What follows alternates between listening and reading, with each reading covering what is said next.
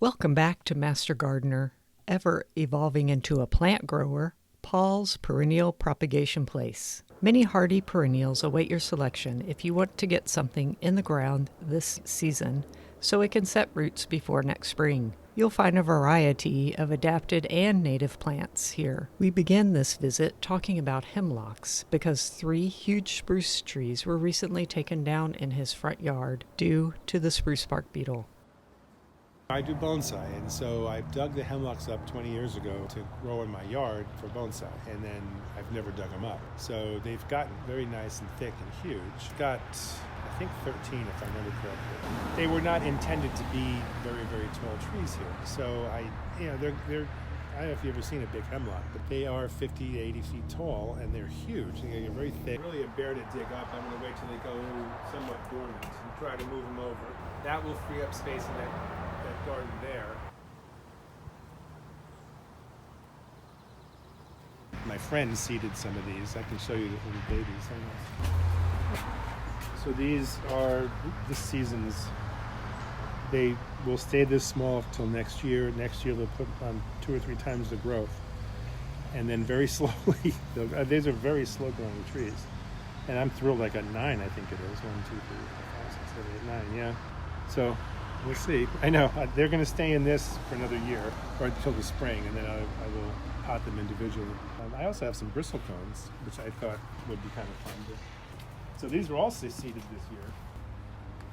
Another very slow-growing tree, but these are seeded, over the winter, and then in like a greenhouse type situation.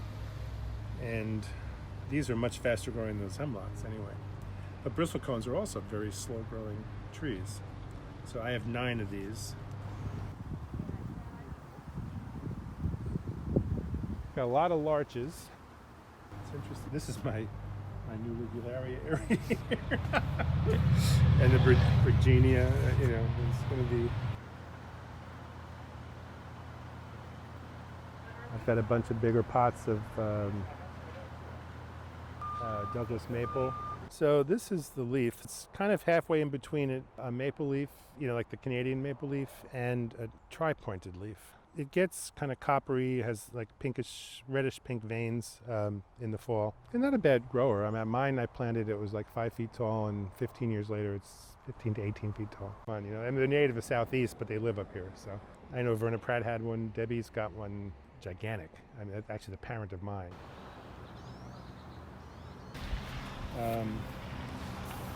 Viscaria is a dark pink. It used to be a Lychnis, but they've changed the name.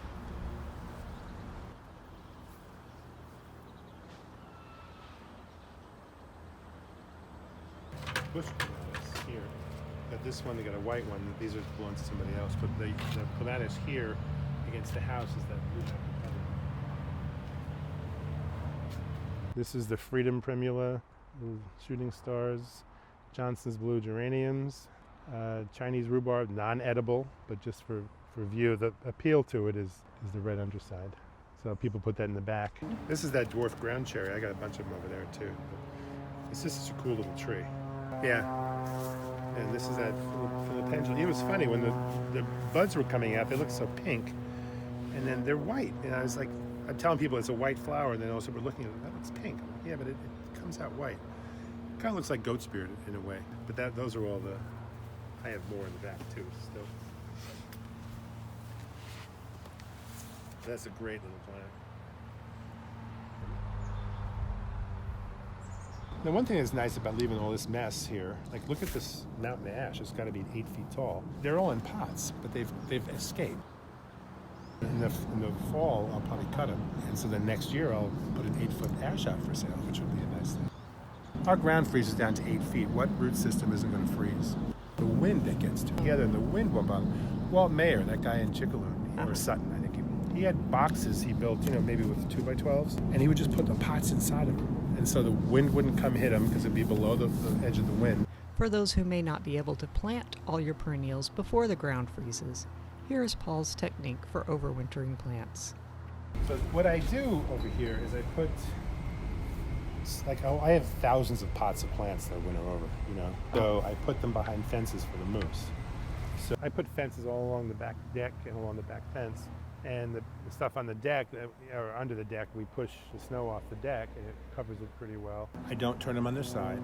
You know, people do because of the freeze-thaw thing. And people give me a lot of stuff. Like this one someone just gave me. It's a Siberian iris flight of butterflies. So she just gave me that. This is a white iris setosa. These are supposed to be white iris setosa, but I won't sell them until I actually see flowers because the one that did bloom purple last month.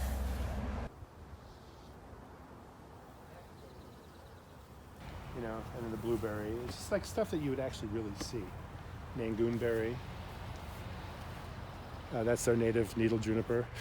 This is silverberry. That's that one of the potentillas. Like all kind of campion and I mean all kinds of stuff in here. So all of those things are hardy.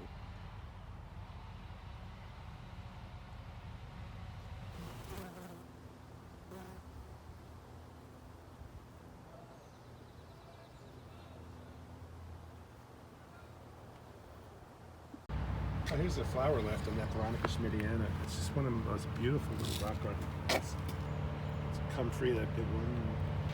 That actually, Carmel Tisber was growing that. There was an Indian doctor, you know, from India, who would make this kind of salve out of it for cold sores and pimples. And Carl Rosenfield. I had a few other ones that somebody brought. A bunch of Trolleus, a bunch of monkshood, 3 different kinds. Yeah, I mean, I got just keep collecting stuff. Somebody brought some begonias the other day. Fern heaven. Oh yeah, those are lady ferns. Did you ever hear about the lady fern story? Why it's called lady fern? Or how do you remember it's called lady fern? Because it's diamond shaped. Verna used to say diamonds are a girl's best friend. And that's how I've always remembered it ever since then. Isn't that cool? Yeah, I thought that was the coolest mnemonic in the world. You know, I think about her a lot. You know? She's, well, especially when I get into this type of thing, because she was the queen.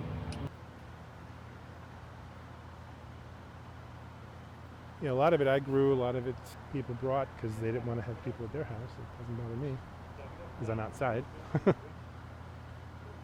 Yeah, I thought, well, I dug him out of the white iris and I thought, what the heck, you know. But yeah, so I never tried to grow potentillas, but I figured, what the heck, you know. Potentillas now, these are seedlings, but they're really doing well.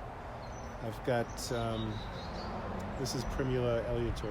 Those I recently potted. Jacket-looking thing.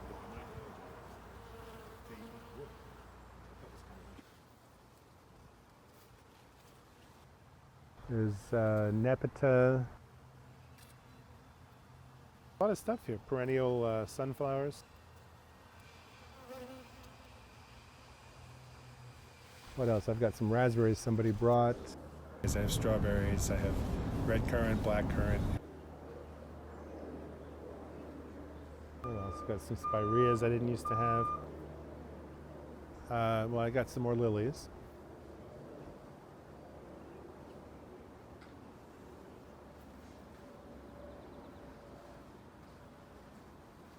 Really cool little berry. Not edible, definitely poisonous, but nothing eats it because it's very, very bitter. There's a Paris quadrifolia, as in 4 leaves. It's kind of a neat one. Tricertus, the toad lily. Still got its campanula, a little white campanula. Doesn't get more than 6 or 7 inches tall. Remember the sprawling saxifrage on the front mound? He's got a pot of it. How about the silvery cerastrium at France? There are several here. You want pussy toes? He has a tub and a pot of those. Lilacs, you bet. Want to stay current with the trends in fruit? He's got currants. You can wait on them to grow, or maybe there will be one with fruit. Or, looking to break the rules and try something completely difficult and delicate? You never know what he will have to show. Mind you, these may not be here by time you arrive, but act fast. They're all going down soon for a long winter's rest. It has been incredible how many plants Paul has been able to spread throughout the community. Many people who stayed home spent time building or expanding gardens. Yeah, it absolutely astounds me. Yeah, absolutely. And then the thing is, no one's selling, none of the plant sales happen. And so pretty busy. This year especially, it's unbelievable how many plants I've gotten rid of. And I've, Shirley's bringing them, Gina, Madge, Carmel, another gal, a new gal in the club, she just tore them up, some stuff. Well, I don't know what to do. I suppose sell them, so I sold her a plant. She's all excited. This year, Paul took on another retiring grower stock. Frank Wendling was known locally as the chocolate lily magnate. All these, those. I've got 5 or 6 things over there. So I got to figure this one out because it's a new venture for me. But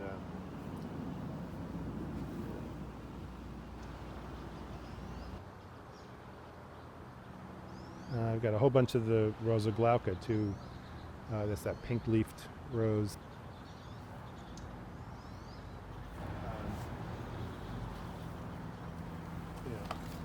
There. And I planted a ton of them, and they'll grow for 2 or 3 years. But I got 1, 2, 3, 4 already.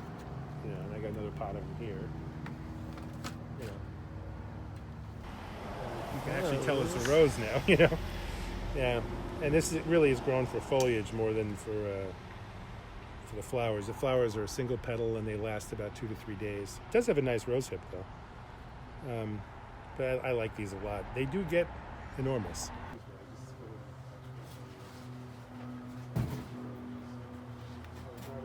I have the yellow clematis, the blue clematis, I got the white bush clematis.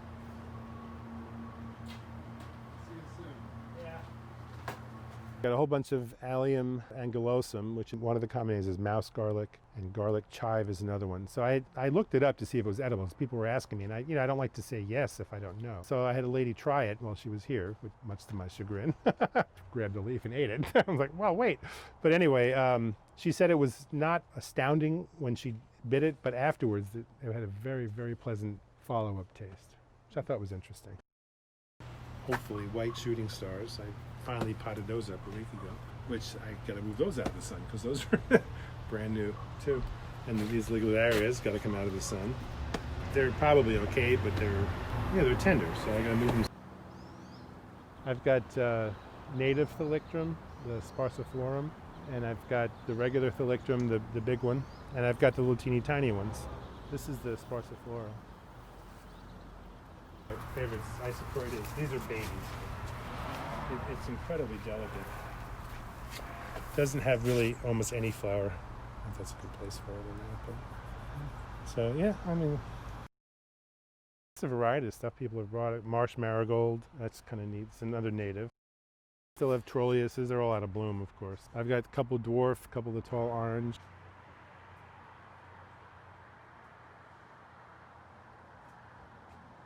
I got bearded iris, native iris. I've got Siberian iris. I got there. And I got some bigger ones over here. I got rhubarb still. A lot of stuff. Even this real pretty Killia yarrow. I have lady fern, ostrich fern, and oak fern underneath there. Again, they need a little more shade than not. Oh, I have some geums I'm sure you didn't have. I forgot about those. That's a neat flower. It's 14. And this geranium. This is a very cool little geranium. Look at the size of that leaf. Look at that. Tiny, tiny, tiny. Sanguinum minutum. And do you still have time to plant? Yes, we can, at least through the end of September. They're in pots. Yeah, they're not digging them up. That's the big danger, is digging them up. If they're in pots already, they're good to go. Most plants, if they can live through the winter and start, they will harden off as they grow. Okay, do you have your list ready? Here's how to find Paul. They can get a hold of me on Facebook or here or whatever. This is Cottonwood Street, right off of 36th, and they'll know the house. Besides the trees being missing, they'll see hundreds of pots in the front yard.